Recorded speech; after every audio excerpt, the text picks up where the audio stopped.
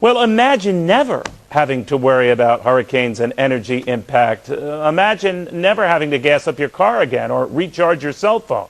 An endless supply of energy that does not harm the environment and won't cost you a dime. In fact, it comes from thin air. My next guest says the technology exists. Here to explain how it works is Sean McCarthy. He's CEO of a company called Storn. It's a technology firm based in Ireland. Good to have you, sir. Good evening. This almost sounds too good to be true. Now, I know you're a genius, but if you could explain it in layman's terms for me. What we've done is, about 3 years ago, we developed a way of constructing magnetic fields so that when you travel around the field, you suffer a net gain of energy. This energy, we have proven over the years, doesn't come from any other source. What that means in terms of a product is quite literally that, you know, if we deploy this as a replacement for your car engine, you'll never have to put gas into your car. We replace a battery in your cell phone, you'll never have to recharge your phone. But where is the energy coming from, Sean? Literally, there has never been an identifiable source for the energy. What this technology is doing is directly contradicting one of the basic laws of physics, the principle of the conservation of energy. So what we did last week is to issue a challenge to the world of science to ask them to come and to test it and to let the public know that this technology exists. So, and they were impressed by what they saw.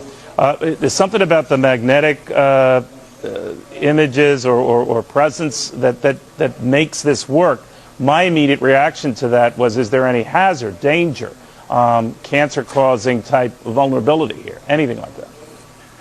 No, I mean anything that has electrical energy in it generates a magnetic field. The kind of magnetic fields we're looking at here are very low level, and the technology itself is shielded, so there is no discernible magnetic field outside of the technology itself. Our key focus at the moment is to start a process of very in-depth validation from the scientific world, which will start later this year, and we expect the results of that to be released towards the end of next year. You realize if you're onto something, Sean, you've driven the automobile business out of business and a host of others that depend on battery and fuel juice.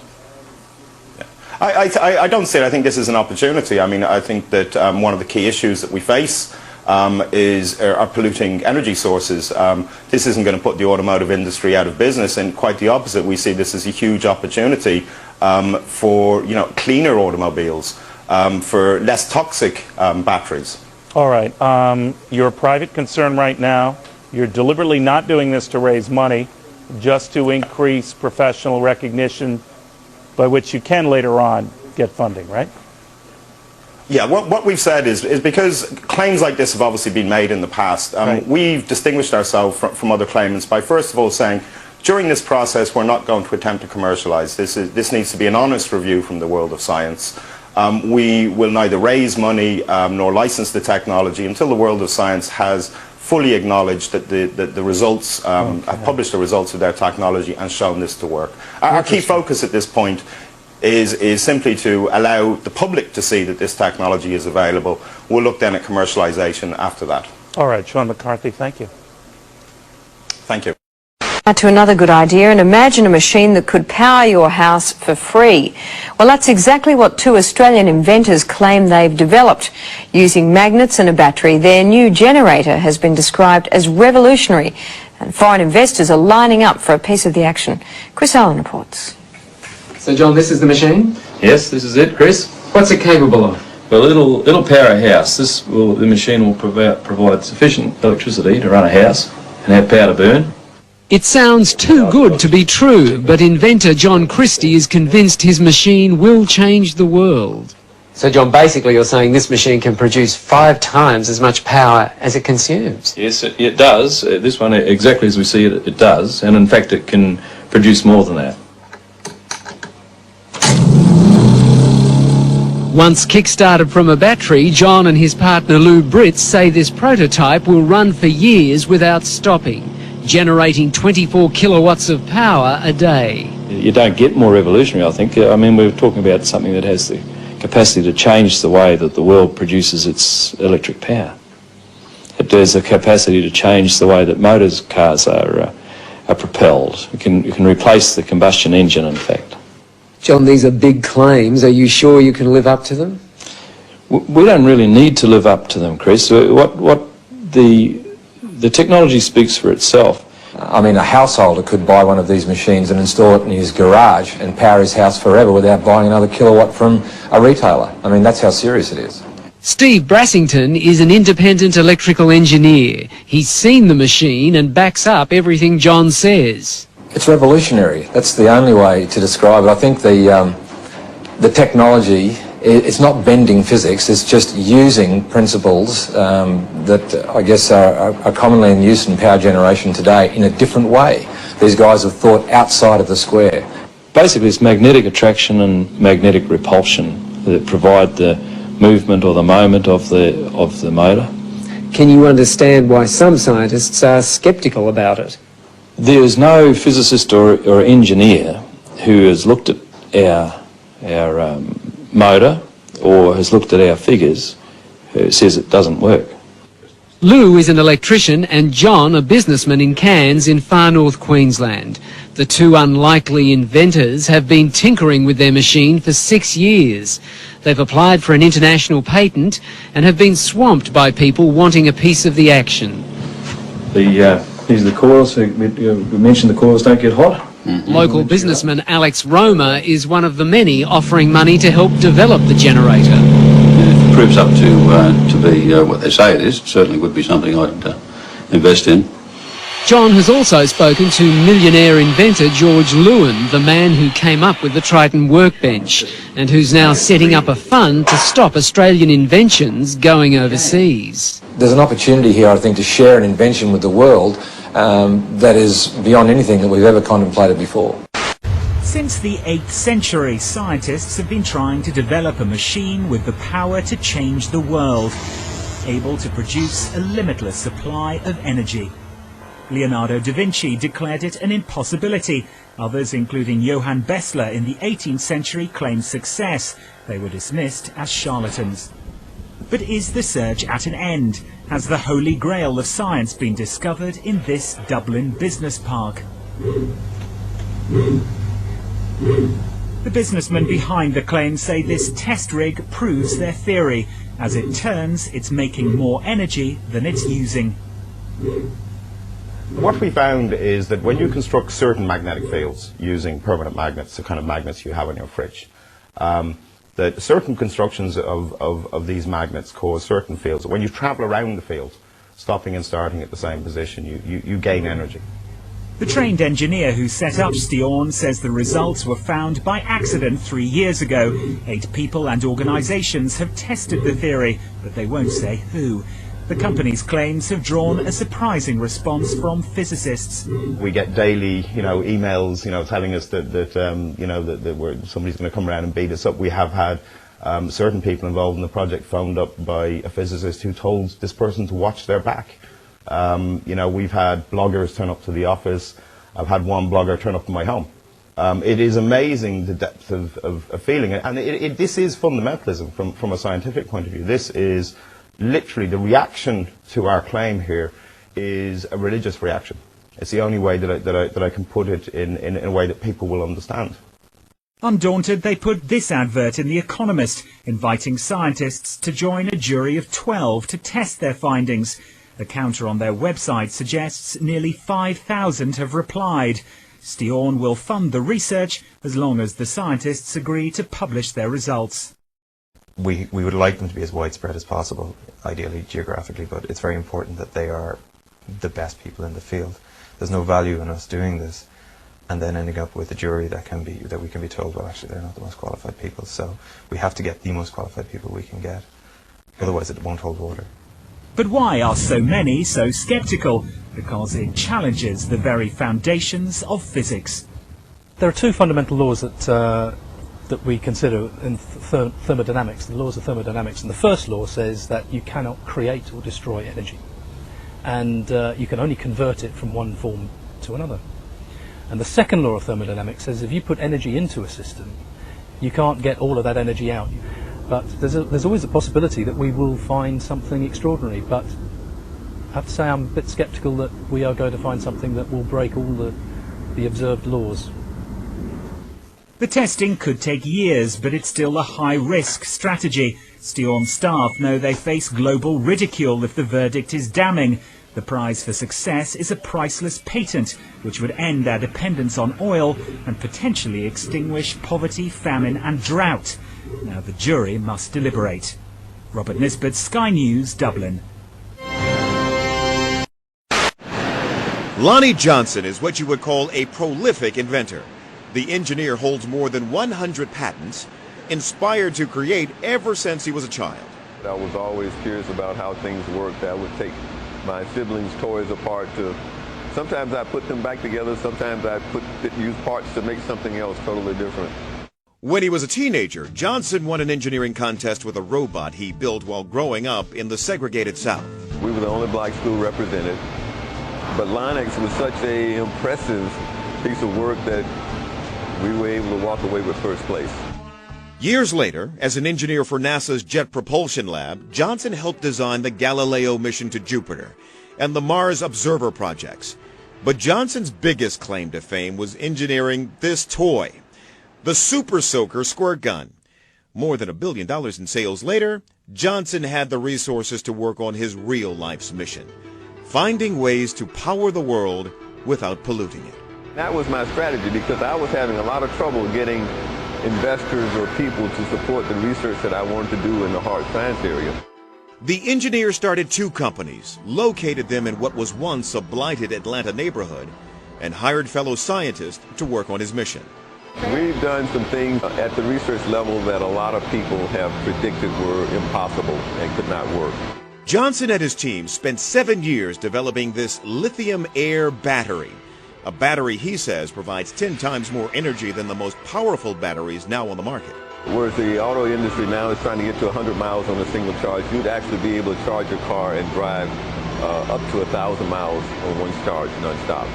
So that would eliminate the reservation that a lot of people have about electric cars. Johnson has tested the battery's ability in the lab time and again. But in order to get the battery to work in an electric car, it needs to be larger. And scaling it up takes big money. We could actually put it in a car and drive a car, I'd say 12 to 18 months if we had adequate funding. But Johnson says companies with far more resources are starting to catch up. Now we've got large entities like the national laboratories and the IBM and others who have very deep pockets are starting to focus on this technology. So we've got to run faster to stay ahead.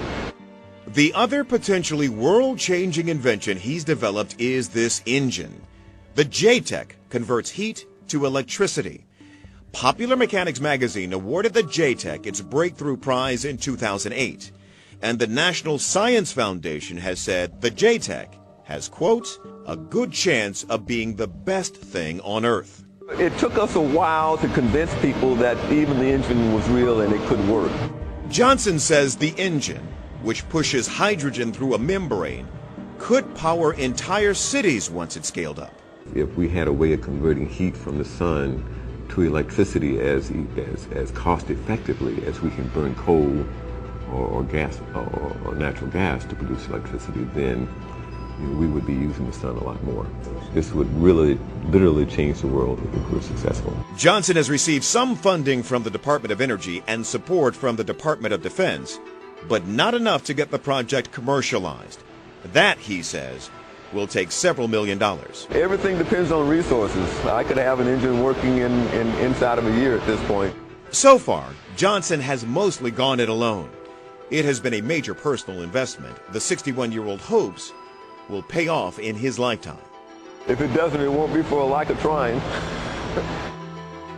Turn the machine on. Denny Klein fires up his hot new invention. His machine emits a flame that feels only slightly warm to the touch. But watch what happens when he touches anything else. Instantaneously, I can burn a hole right down through the center of that brick. The flame instantly turns hotter than the surface of the sun. Heat so intense it takes only seconds to literally burn a hole through charcoal. 3 seconds turns a brass ball to glowing liquid metal. Tungsten lights up like a sparkler. Steel, lead, and other metal slices on contact. Yet the tip of the welder stays cool to the touch. No other gas will do this. Denny Klein uses an alternative fuel source once thought impossible. He says people still have trouble believing him when he reveals his liquid fuel. Water. Take water and electricity, and we break it down through our very unique electrolysis process. Klein has just patented his process of converting H2O to HHO, producing a gas that combines the atomic power of hydrogen with the chemical stability of water. It turns right back to water. You can see the water running off of this. Klein originally designed his water-burning engine for cutting metal. He thought his invention would replace volatile acetylene in welding factories.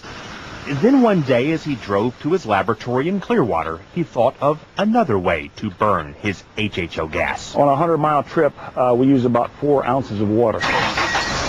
Klein says his prototype 1994 Ford Escort can travel exclusively on water, though he currently has it rigged to run as a water and gasoline hybrid. Simply speaking, it can change the world by reducing our dependence on fossil fuels. These are equivalent to our... Pete Dominici is helping Klein take his hydrogen technology patents from a 2-room office in Clearwater to consumer markets around the world. You know what? Microsoft came out of nowhere, came out of the garage. Why not hydrogen technologies? The duo is already in negotiations with one U.S. automaker and the U.S. government.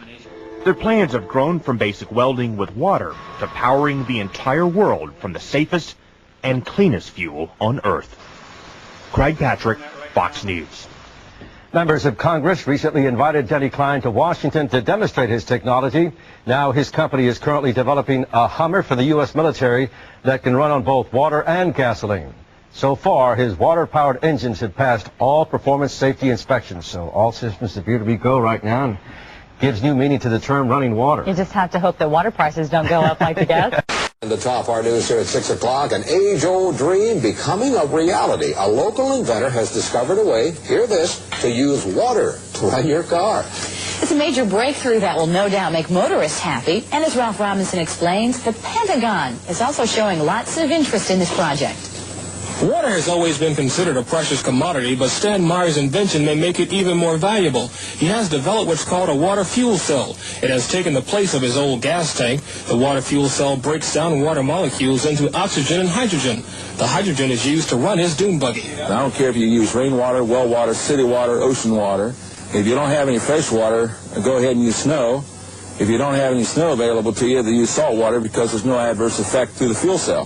Meyer started working on this project 4 years ago. He's not a scientist. He isn't even a chemist. In fact, he never graduated from college. Myers was determined, he says, to design something to protect this country from oil embargoes. And we have calculated that if we take the dune buggy from Los Angeles to New York, we would roughly use 22 gallons of water.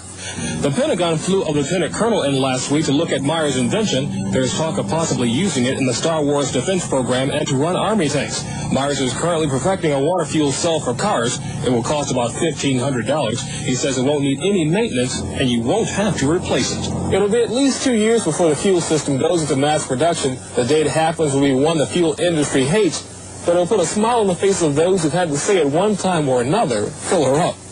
I'm Ralph Robinson. As you can see, many patents have already been received, and many more are forthcoming. To date, over 42 patents have been applied for. Right now, we have the entrenched energy monopolies and cartels. You know, we have OPEC, and we have the 7 sister oil companies that control all the oil and energy. But what people have to understand is that the people who run the energy business in this world, which is the biggest business on the planet, turning over $4 to $5 trillion a year, it's bigger than guns and drugs, it's bigger than defense. They control the newspapers, they control the governments.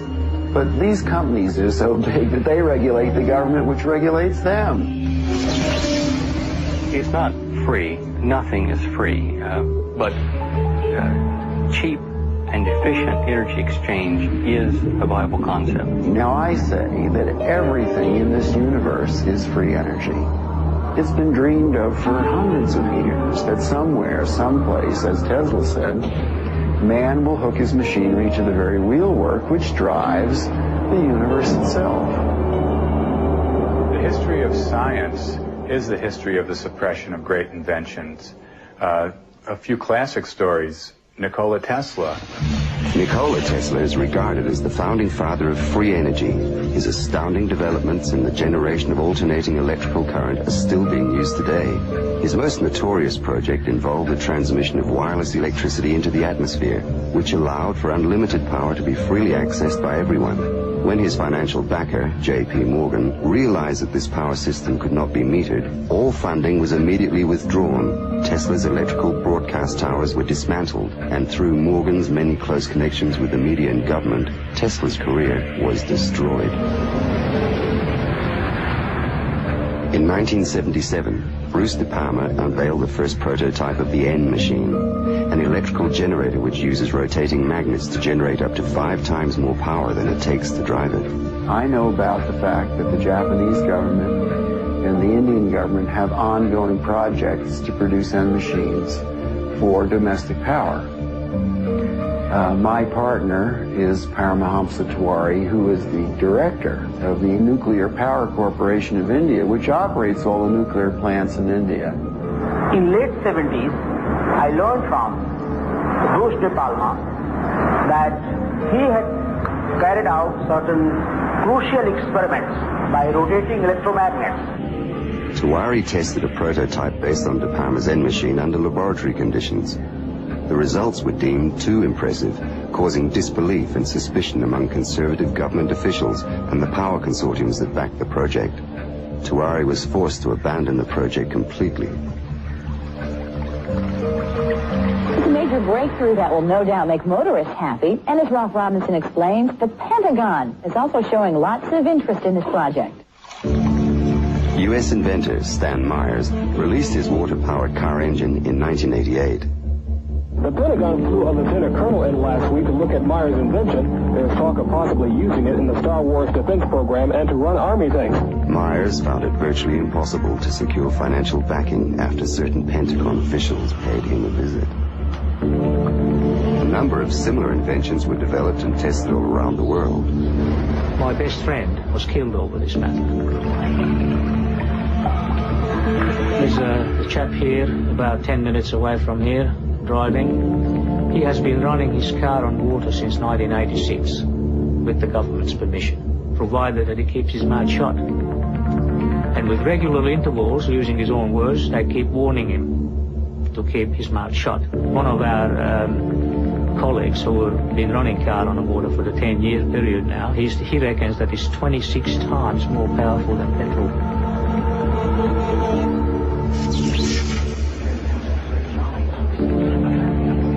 If you invent a better mousetrap, the world may be to pass to your door. If you invent a free energy machine, there'll be a path be to your door, but you don't want those people there.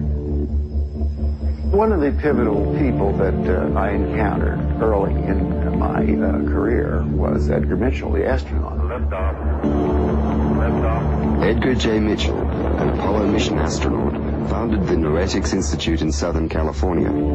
The Institute's charter was supposedly to develop alternative energy systems by attracting inventors from all over the country. Mitchell became extremely interested in De Palma's N machine.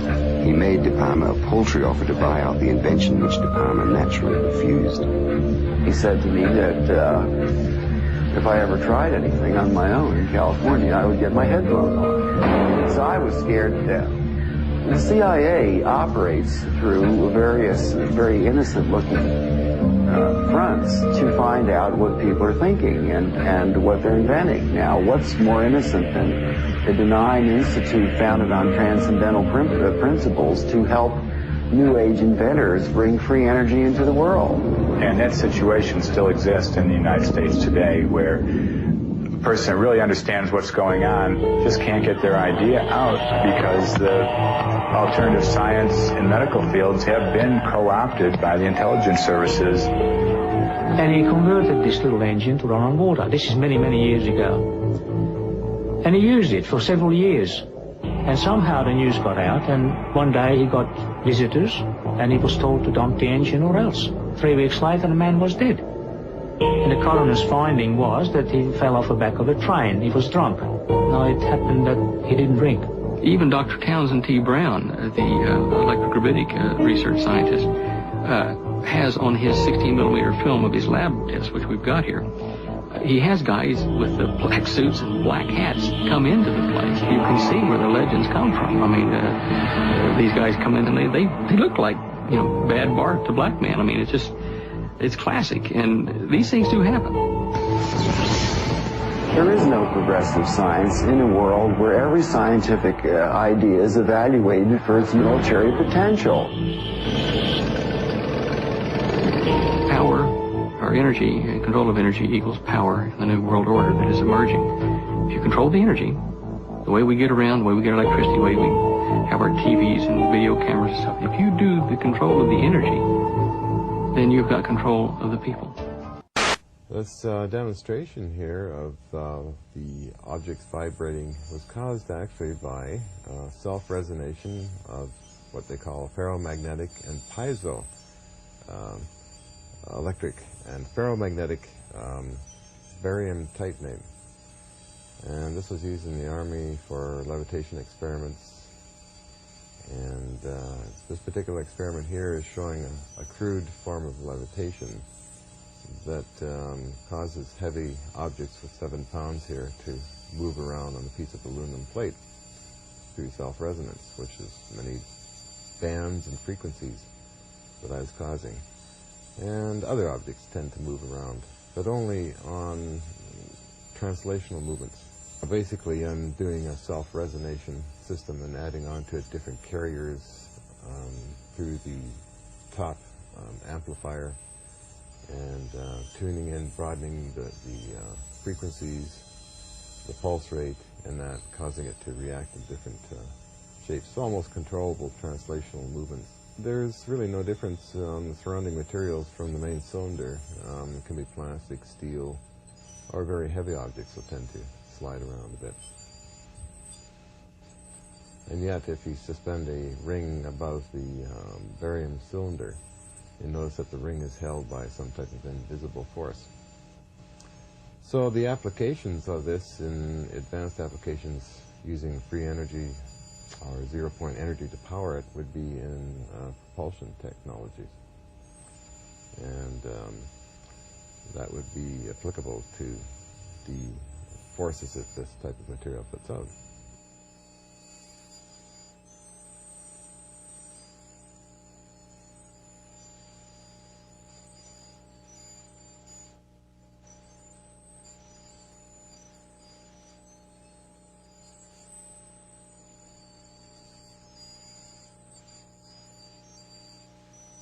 The objects you're seeing moving there is a form of levitation by translational movement, meaning that the objects become lighter and can float around.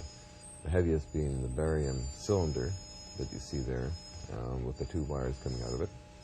Tends to slide around on 7 pounds of its own weight. So that's basically what you're seeing. The physics of it is self-resonation through a power amplifier and broad and narrow bands of electrical energy going into this crystal. The long-term applications could be used in space propulsion and perhaps in medical research and metallurgical research. Well, microphones actually are made out of the same material as the large cylinder of barium titanate, and there's a self-resonation effect taking place there. And that goes through the amplifiers, and then I broaden and narrow the bandwidths and add pulses in that to create the effects you just seen.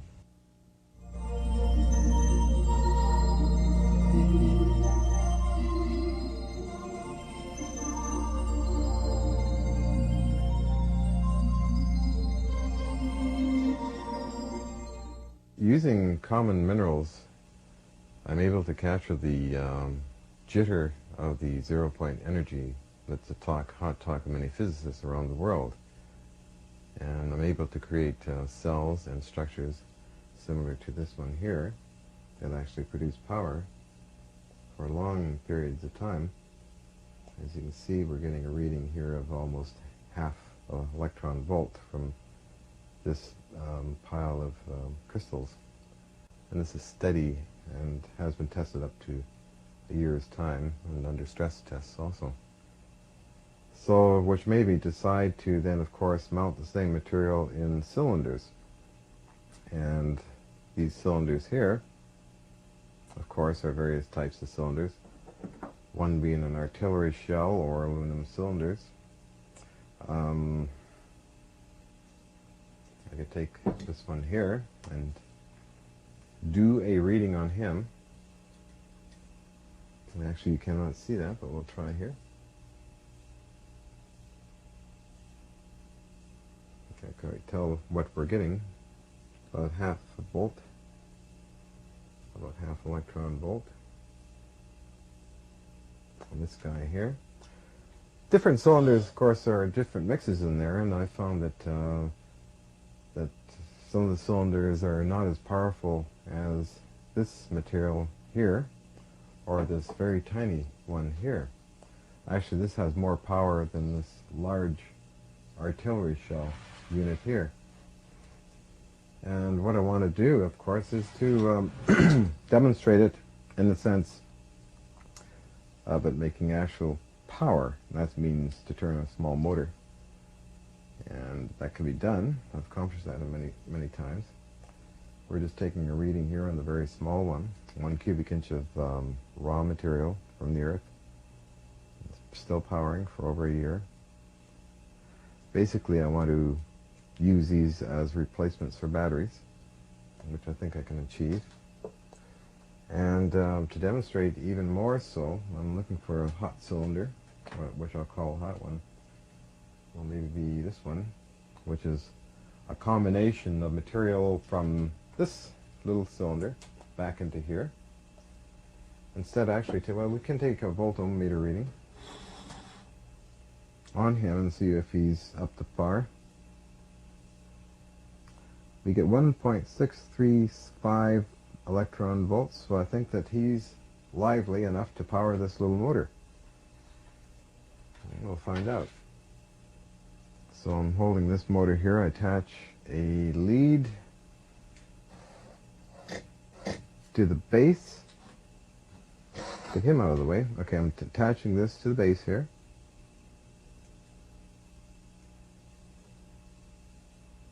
Another lead to the top, and it should spin, which it does. So yeah, basically, this kind of material powering motors. Of course, it's a very small motor at this time, but scaled up in larger amounts of material, can power up to several horsepower if needed. So that basically is sort of the secret to the energy crisis, in my opinion anyhow. It's using ordinary materials, non-toxic, that will interface with zero-point energy in space and time.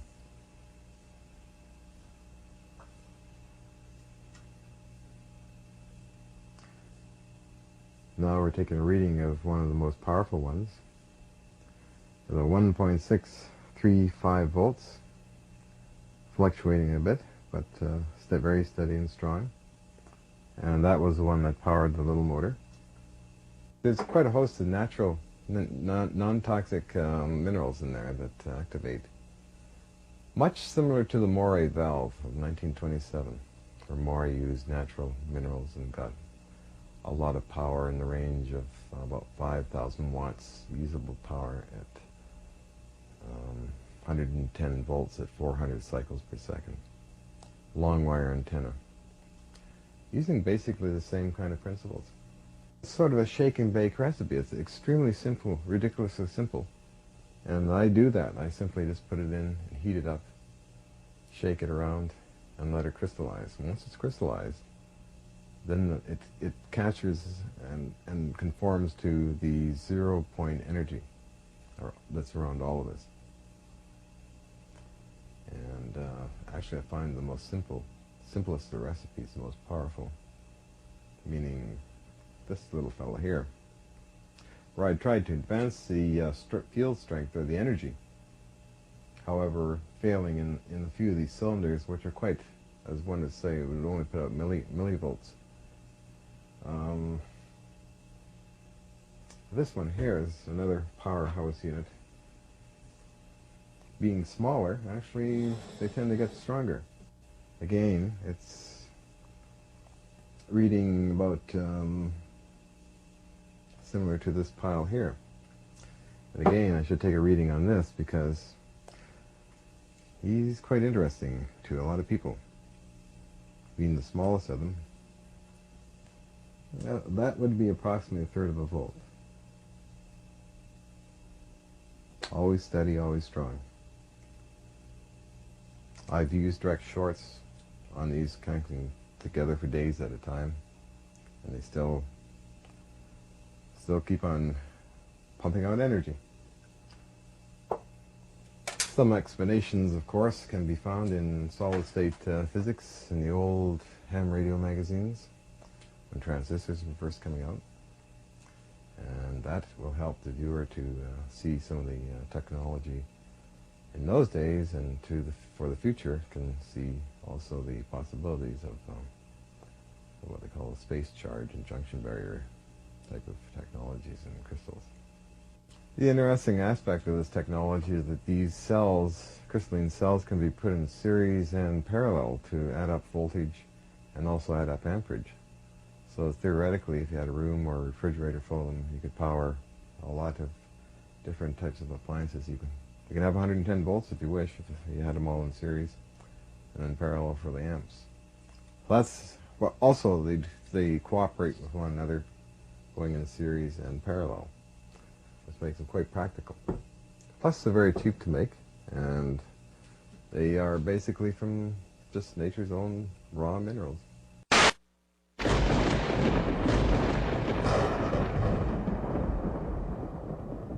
I've done better than that.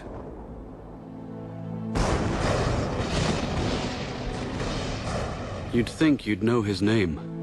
Every time you switch on a light or turn on your radio, his contributions are as far-reaching as those of Albert Einstein, Isaac Newton, or even his nemesis, Tom Edison. This mysterious, tall, dark Serbian invented alternating current, wireless communication, the modern electric motor, basic laser and radar technology, X-rays, neon, robotics, remote control, and cellular technology. Tesla was on a mission dedicated to unlocking the secrets of nature, his greatest obsession. He left little time for relationships or business. Nikola was exceedingly vulnerable in this regard. Wall Street monster J.P. Morgan was always lurking in the background, salivating over Tesla's patents. He wanted total control of the new power industry and would even crash Wall Street in order to shake out the competition. J.P. Morgan towered above all the Wall Street people like Samson over the Philistines. There were repercussions. One dark afternoon, Tesla tore up his own royalty agreement with Westinghouse, a contract potentially worth billions of dollars, in order to save their company from financial doom. This insane act of generosity was never reciprocated, even after Westinghouse's death in 1913. Despite the volatile world of finance in those days, Tesla was still courted by the rich and powerful. Nikola would soon engage the biggest fish in the pond while undertaking his greatest venture, Wardenclyffe. This fantastic structure was the very culmination of Tesla's vision to create a worldwide communication system for sending sound and pictures. The primary goal was to beat Marconi for the honor of delivering the world's first transatlantic wireless signal. By no accident, Tesla's grand project was to be financed by the devil himself, J.P. Morgan. You're a strange man indeed, Tesla. After the papers are signed, you may draw upon the house of Morgan, but it's important that I remain a silent partner. You do understand what that means, don't you, Mr. Tesla? But Nikola had a secret. The system could also electrify the world. Wardenclyffe would provide limitless, free energy, everywhere, for everybody. When J.P. Morgan found out about this leap of technology, he wouldn't tolerate it. He knew Tesla could deliver, and the banker overlord couldn't put a meter on it. A man always has two reasons for doing anything. A good reason, and the real reason. Mid-construction, Morgan would cancel the contract and blackball Tesla, thus excluding him from any other investor. Mr. Morgan, are you going to leave me in a hole? I've made 1,000 powerful enemies on your account. In 100 years from now, this country would give me much for the first honor of transmitting power without wires. Wardenclyffe faltered, and Marconi sent his transatlantic signal. Tesla would suffer his second nervous breakdown, and never again would he regain his momentum as before. But despite his cruel fate, Nikola stayed the course. Decade after decade would pass, and he would bring forth new, fantastic inventions. No one could begin to imagine what great secrets this mad scientist kept locked inside his head. No one, except J. Edgar Hoover and his G-men. They waited patiently for the great man to pass, and were ready to take everything that Nikola left behind. Hey everybody, this is Jamie. Just want to get another video posted real quick. One of the first comments was, will this thing levitate in the air by itself? So I put some tape on the copper windings to protect them. We got my Neo ball here. The coil is energized. Put it in here, you can see it takes off. Chase it around the floor. I have to hold it because it's got a lot of energy, a lot of magnetic energy in here. All right, you can see it. I'm going to pick it up off the table. You can see it just holding itself in midair right in the middle of the coil. And it's spinning rapidly, pretty much the same as you saw in the Rodent Coil Fix 5 video. It's spinning just as fast. You don't really hear it because it's floating in midair. Let's see if I can show you guys this. I got to keep it straight. There it is. Can twist it a little bit, but yeah, it's floating in midair. Come here, you. Sorry guys about that. Yeah, pretty interesting. I've never seen any kind of effect like this before in any of my other coils. This is a Rodent 360 coil, so it's a considerable amount of magnetic field. It's somehow defying gravity. I guess that ball is I don't know. It's definitely levitating in the middle of the coil all by itself. There's nothing holding it up except the magnetic field, and it is spinning quite nicely, as you can see. So anyway, that's just wanted to show you guys this real quick. It's pretty cool. We have the rodent coil hooked up to, you want to steer it? No, and loosen it up here. There you go. And you can move it around. If you follow these over, the wires go over to here, which is along the way to powering this light here. It's a 60-watt incandescent bulb. Alright. Right here we have a magnet. The magnet is magnetized. This is a standard same size magnet, but it's magnetized from one end to the other. The other one here is magnetized through the center.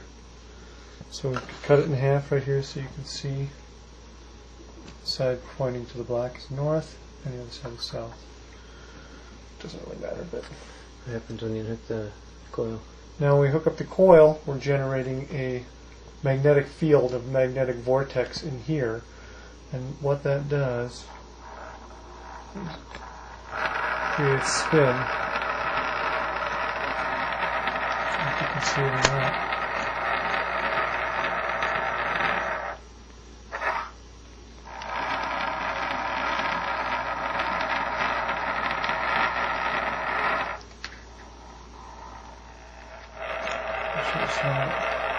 There's nothing to do with that.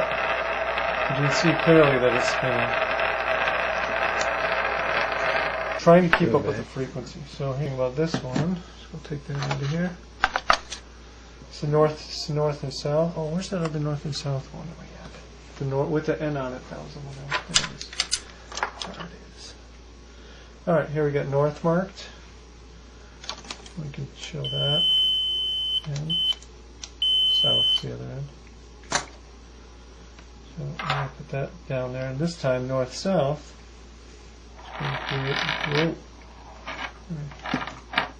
Up.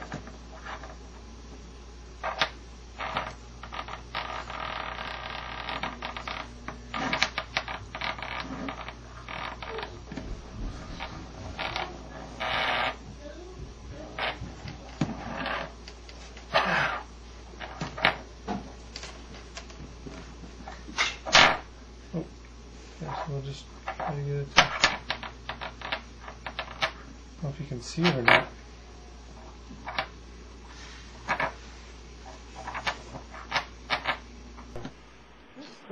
Okay, so let's try again. Whoa.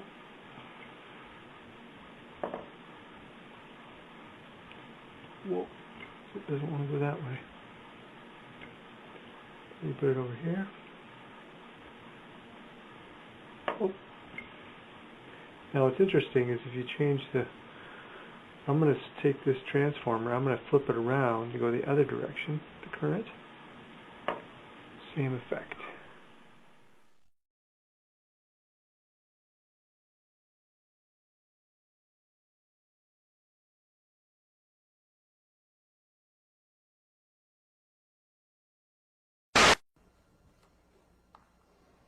Now I want to entertain you for the last 6 minutes with something amazing, something that is truly amazing.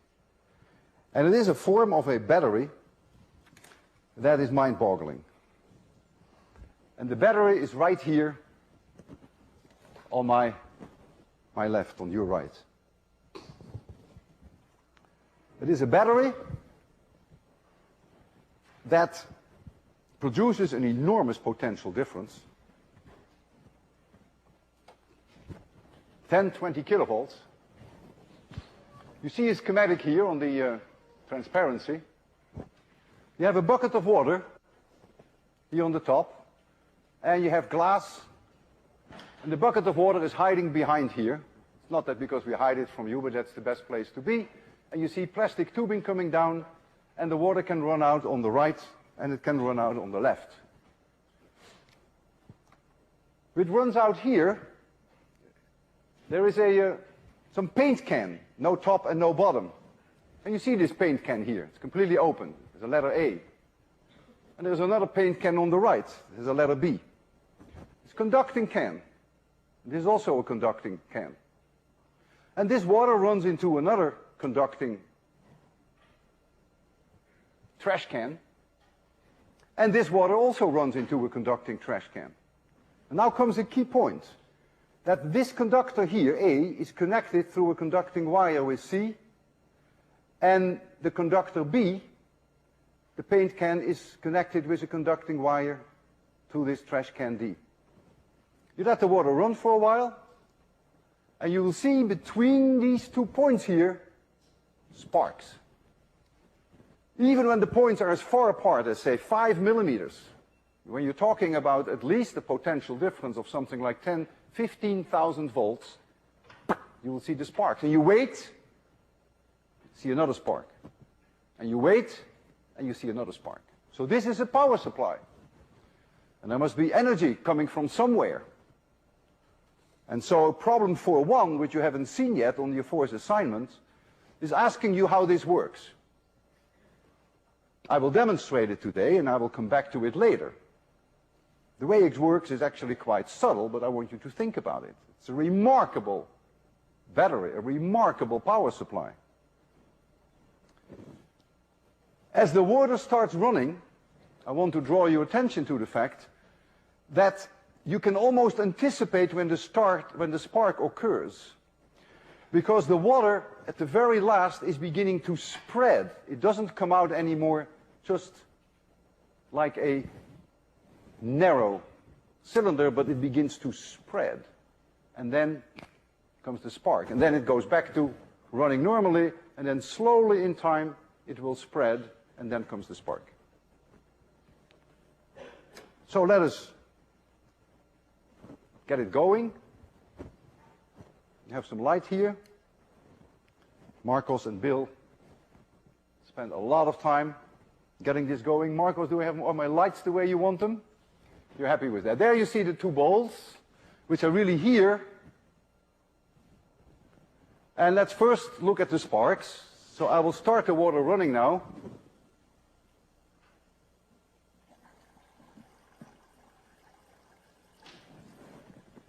Let's just be patient a little bit. And let's see where we're seeing spark. Did you see one? Did you see the spark? Well, you were not looking. Man, you're paying for this.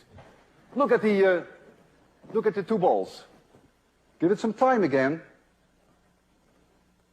Have to charge up.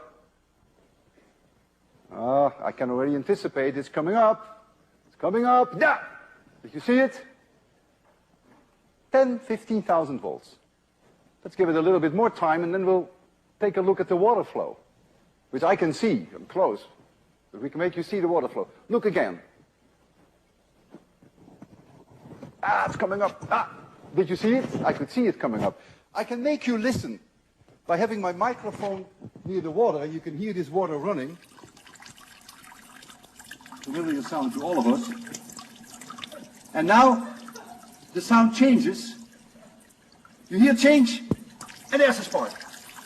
Once more.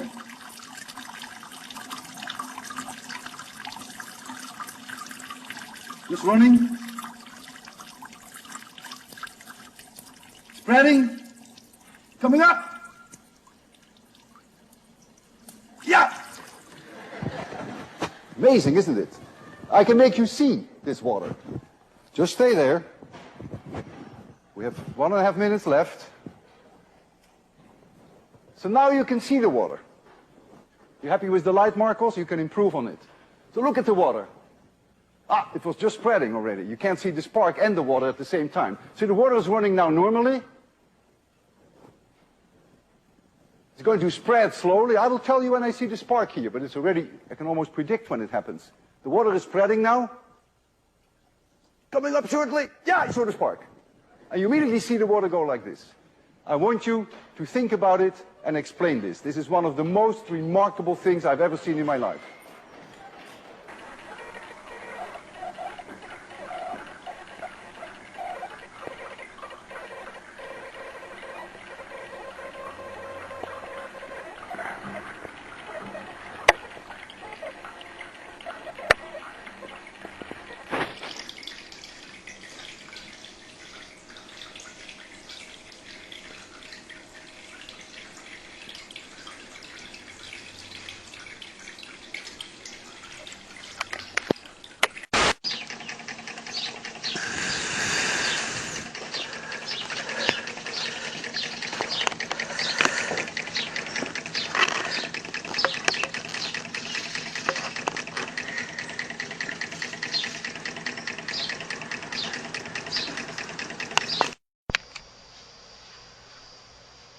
What we have here is a cup of boiling hot water.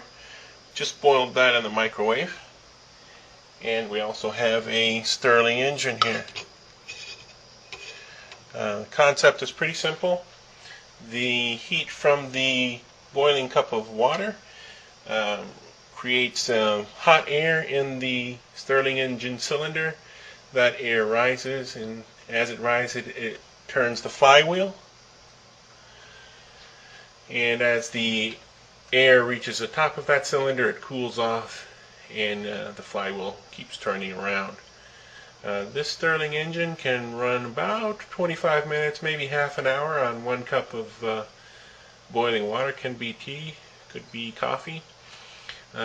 Nice thing to have on your desk to remind you of some of the different ideas out there for creating energy.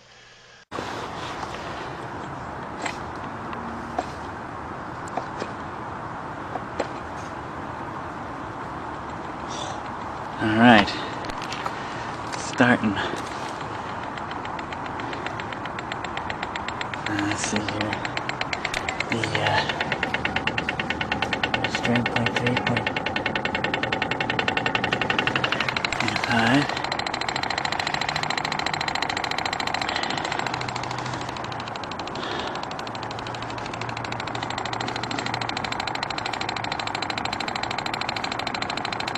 What reading do you have? 0.6. No, we need to do better than that.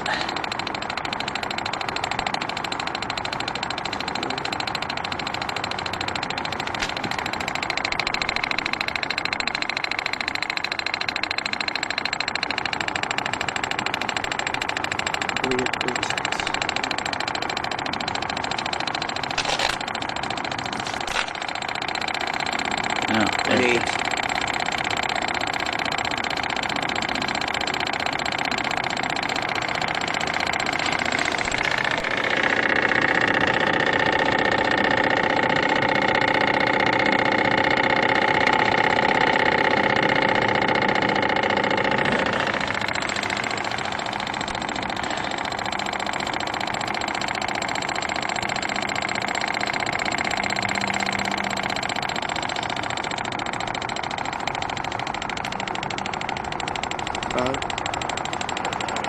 Yeah, a little cloud filament.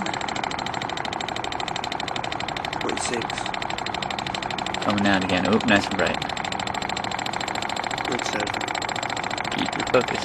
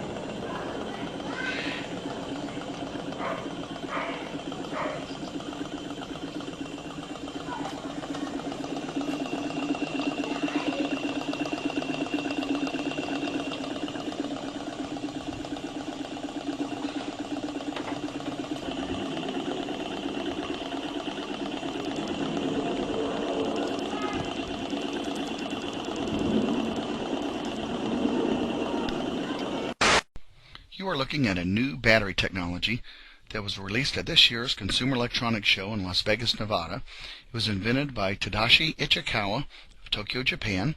And what you are looking at is a battery that consists of 10 1.5 volt 1000 milliamp cells that run off of water or any other kind of liquid that you choose.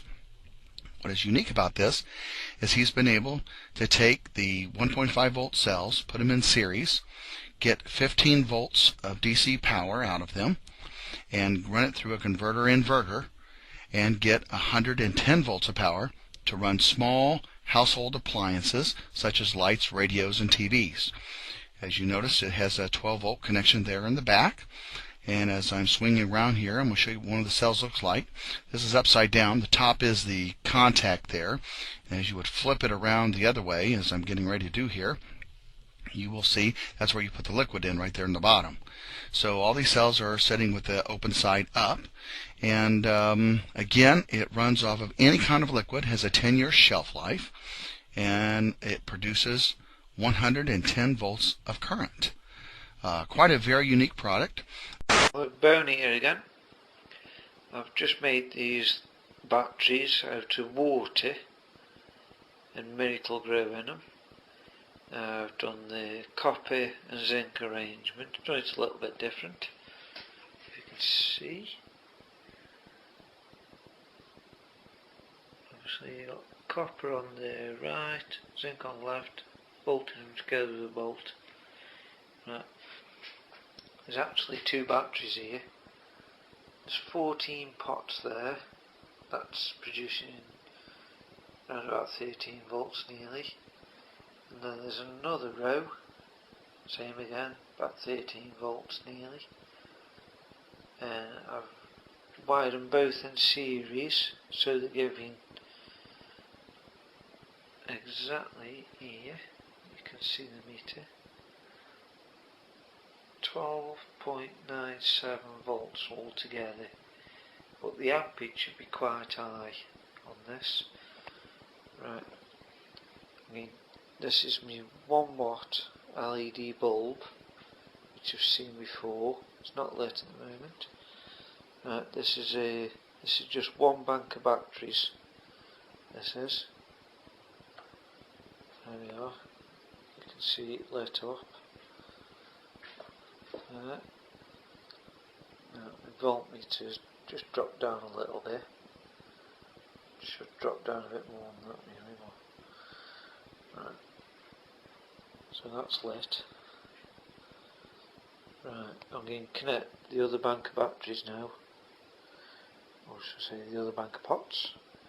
And you'll see the ampage builds up and the brightness goes brighter. Hi guys, this is just moving on from the film canisters. I've decided to upgrade to the ice tray Mark II. And what I've done there is just put in 10-cent pieces, copper 10-cent pieces, zinc galvanized iron. Got tiny little neodymium magnets there to act as a link, a bridge there to, instead of a wire. I don't like using wires much. So it goes all the way around, comes back to here. Copper positive and zinc negative. And I'm getting about 12 volts out of this baby. You can see there, oh, it's up to 14 volts now. And that's just from putting them in series, salt water, followed on top by equal parts spirit of salt and vinegar. Watered down, of course, both of those before they're mixed.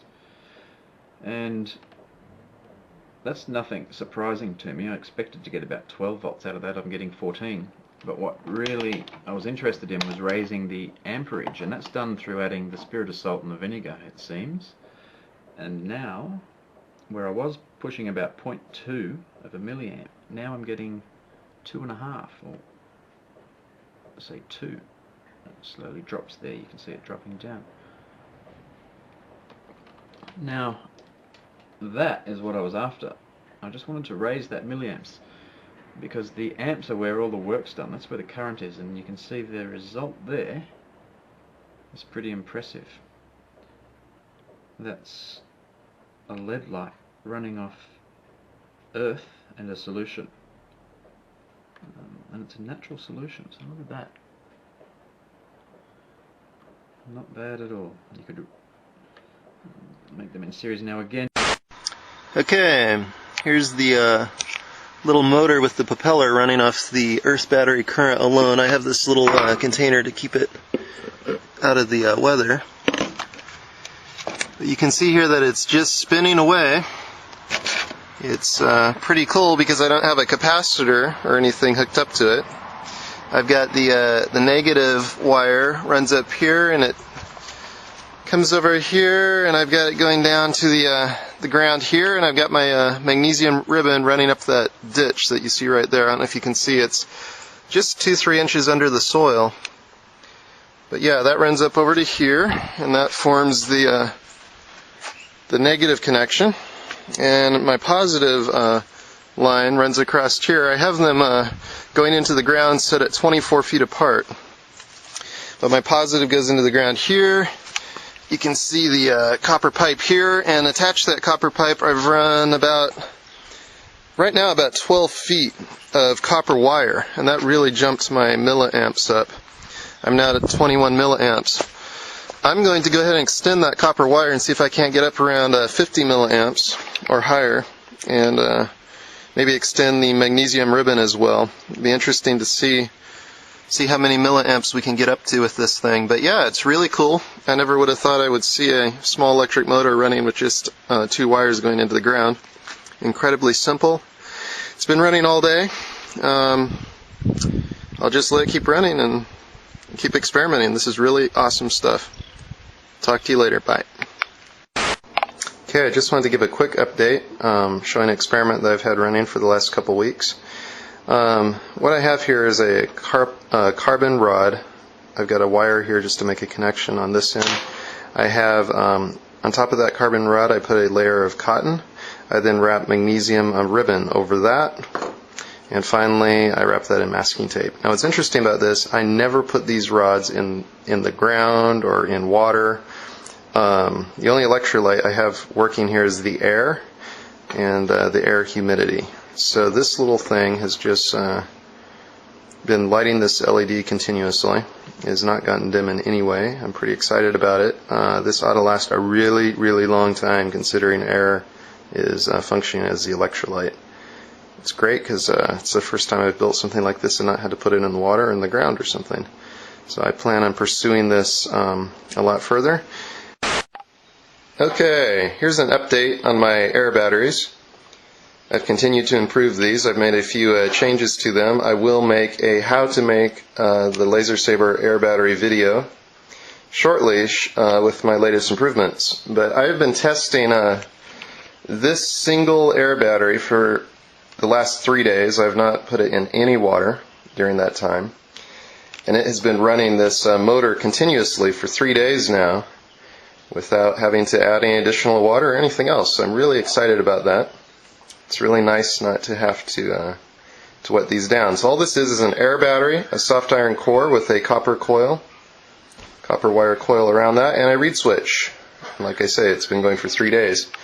With the success of that, I decided to try a 3-cell configuration, which I have here. I have it running through a Joule Thief and connected directly from that Joule Thief to a compact fluorescent bulb. So quite exciting. I am really, really excited about these air batteries. Okay, unfortunately I lost all the video clips from the assembly of these air batteries, but there's really nothing to them, so I'm just going to use this light here that they're powering to illustrate how they're made. This is a 3-inch by 10-inch carbon rod, and what I've done is I've put a layer between the carbon rod and the magnesium ribbon. That layer in these batteries is just paper towel, just household paper towel, 1 layer thickness. It wraps around the carbon rod. I put masking tape in a couple places to hold it, and then I start wrapping on my magnesium ribbon. Now it's important to make sure the magnesium ribbon never overlaps on itself. You want about an 1/8-inch gap between each line. If it touches itself, you won't get as much current out of your air battery. Terminal, I've drilled into the center of the carbon rod and put a copper wire there to connect my positive terminal. Now these will run like my magnetic motor and stuff just straight off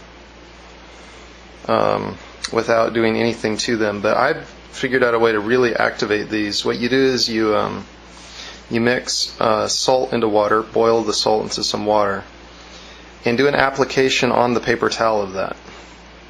And that will really bring out the power in these cells. It doesn't seem to destroy the magnesium ribbon at any rapid rate at all that I've noticed. At the Sequoia Symposium gatherings, I learned of inventors who claimed they were using the torus dynamic as the basis for devices that generated energy without combustion.